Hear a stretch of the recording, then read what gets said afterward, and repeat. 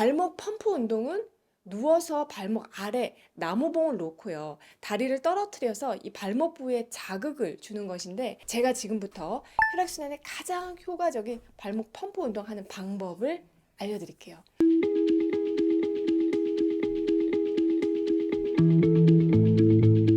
안녕하세요. 정세원의사 라이프 레시피 정나래입니다.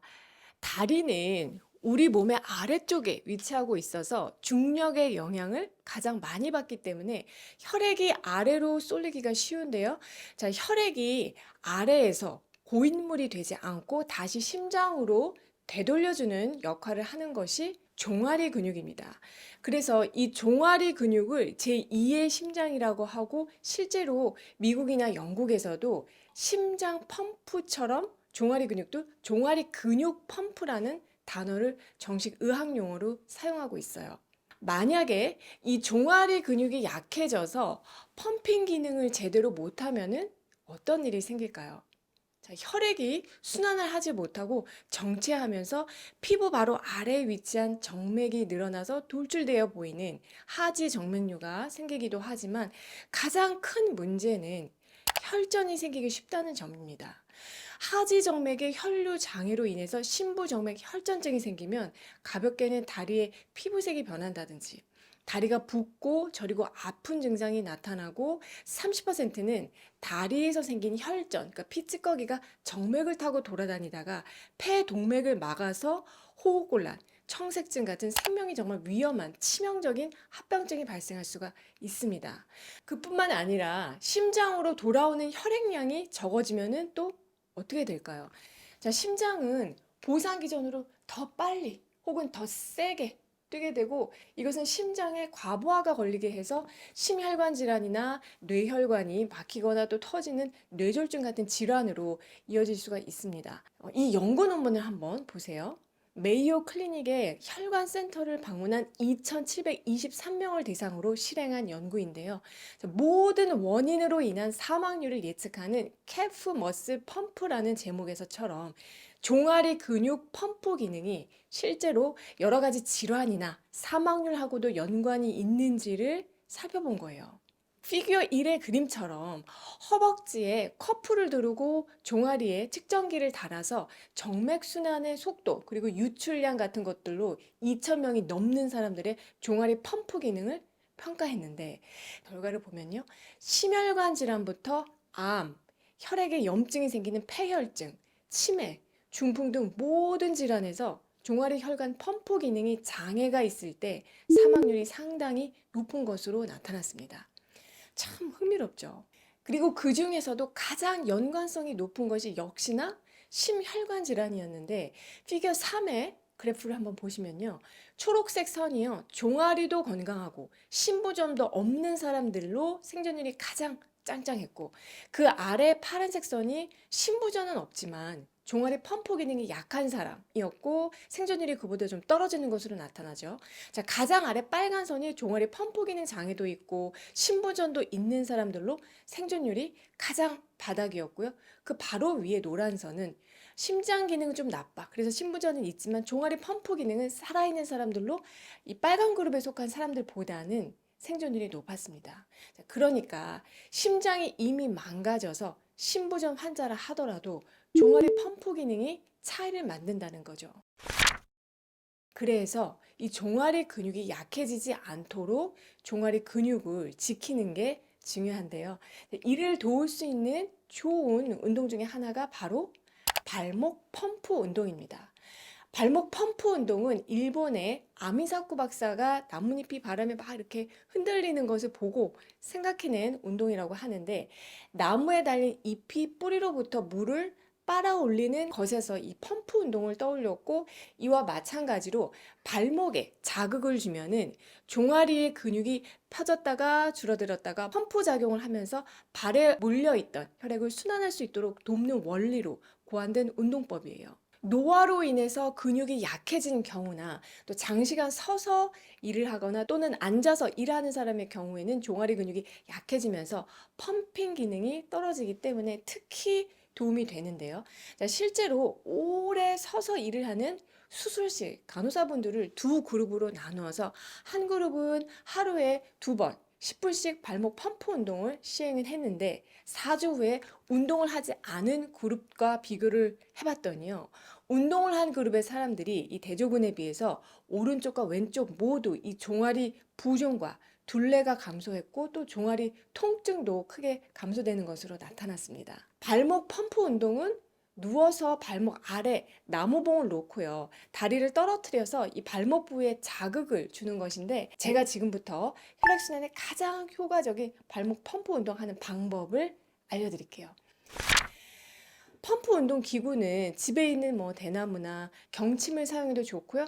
혹은 유리병, 그리고 맥주병 수건으로 감아서 사용해도 괜찮은데 중요한 것은 움직이다 보면은 자꾸 바닥에서 돌아간다는 거예요. 그래서 여러분이 바닥에 잘 고정될 수 있게 지지를 해준 상태로 운동을 하는 것이 가장 좋습니다. 저는 오늘 제가 여기 사용하는 요걸 이용을 할 건데요. 같이 한번 해볼게요. 방법은 먼저 편한 자세로 두 다리를 쭉 뻗고 누워서 발목을 봉 위에 위치하게 합니다. 한쪽 발은요, 그 봉 위에 놓아서 지지를 하고요. 다른 한쪽은 다리를 쭉 편 채로 20cm 정도 지면에서 떨어지도록 올린 다음에 아래로 툭 떨어뜨려 주세요. 부딪힐 때 발끝이 펴지면서 아킬레스건이 수축하고 반동에 의해서 발을 들면은 발끝이 자연스럽게 위로 향해서 아킬레스건이 이완되게 되는데 이렇게 종아리 근육이 수축과 이완을 반복하면서 펌프 작용이 촉진되게 됩니다. 50회 정도 하면 좋은데 저희는 한번 10번씩 해볼게요.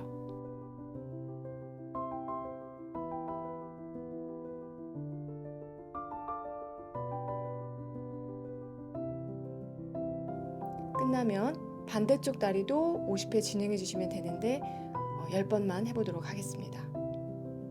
이제 익숙해지시면 50회, 100회, 더 익숙해지면 600회까지 늘려나가시면 좋아요. 보통은 펌프 운동을 여기까지 하시는데요. 평소에 다리가 많이 붓고 저리고 아픈 분들은 종아리 펌프 운동을 이어서 해주면 더 큰 시너지 효과가 나게 돼요. 발목 펌핑을 50회씩 마친 다음에 종아리에도 역시 이 봉이 닿게끔 위치를 조정하면서 이 종아리 혈자리를 자극해주면서 펌프를 할 건데요. 먼저 바깥 복숭아뼈에서 오금 쪽으로 쭉 올라오다가 비복근이 사람 인자 모양으로 갈라지기 전 그 비복근이 끝나는 부위에 비양혈이 있습니다. 이곳을 50회씩 펌프해 주시면 혈자리 이름처럼 정말 다리가 날아갈 듯 가벼워져요. 그 다음에 좀 더 위쪽으로 올라와서 비복근이 갈라지는 부위의 그 오목한 곳에 승산혈이라고 있는데요. 여기도 역시 50회씩 펌프 운동을 해주세요. 정확하게 혈자리를 모르셔도 펌프 운동을 하면서 아프지만 약간 시원하게 느껴지는 곳이 모두 다 이런 혈자리의 가능성이 높습니다. 승산혈에서 좀 더 올라가면은 종아리의 가장 두꺼운 부분 정중앙에 승근혈이 있는데요. 여기 역시 펌프를 해주시고요. 자, 그 다음은 무릎 뒤에 접히는 부분 오금 정중앙에 있는 위중혈도 50회씩 펌프 운동을 해주는데 위중혈은 림프절이 모여있는 곳이기 때문에 너무 세게 치시면 오히려 림프절이 망가질 수 있습니다. 그래서 아프지 않고 적당하게 자극이 될 정도로만 강도를 여러분이 조절해서 펌프질 해주시면 좋아요. 자, 그리고 마지막으로 다시 발목으로 돌아와서 마무리로 50회 펌프 운동을 해주시면은 한 다리에 300회 좌우 모두 했을 때 600회 운동을 할 수가 있어요. 배 근육, 그러니까 코어 근육이 없는 분들은요, 처음에 이만큼씩 다리를 들었다가 놓는 게 힘들 수가 있기 때문에 처음에는 한 번에 50회씩 하는 게 아니라 20회씩 횟수를 줄여서 하다가 익숙해지시면은 점점점 늘려나가는 방식으로 무리 없이 운동하실 것을 추천드려요. 발목 펌프 운동을 알려드리면 가장 많이 받는 질문이요. 3가지가 있는데요. 한쪽 발목에 50회씩 하는 게 아니라 이렇게 번갈아서 발목을 한 발씩 교대로 해도 되냐고 물어보는 분들이 많으세요. 자, 발을 계속 번갈아 가면서 바꾸게 되면은 대퇴근이 쉽게 필요해질 수가 있기 때문에 교대로 한 발씩 하는 것은 권해드리지 않습니다. 자, 그리고 두 번째로 간혹 다리가 아프다는 분들이 있는데요. 다리를 떨어뜨릴 때는 완전히 힘을 뺀 상태에서 툭 떨어뜨려야 하는데 이게 아플까 봐 미리 긴장하면서 몸에 힘이 들어가고 종아리에 힘이 들어가 있으면 내리칠 때도 아프고 멍이 들 수도 있어요. 그러니까 자꾸 긴장하는 분들은요, 나무 봉이라면은 수건을 아예 얹어 놓고 조금 더 푹신하게, 그래서 편안한 마음으로 하실 것을 추천드리고요.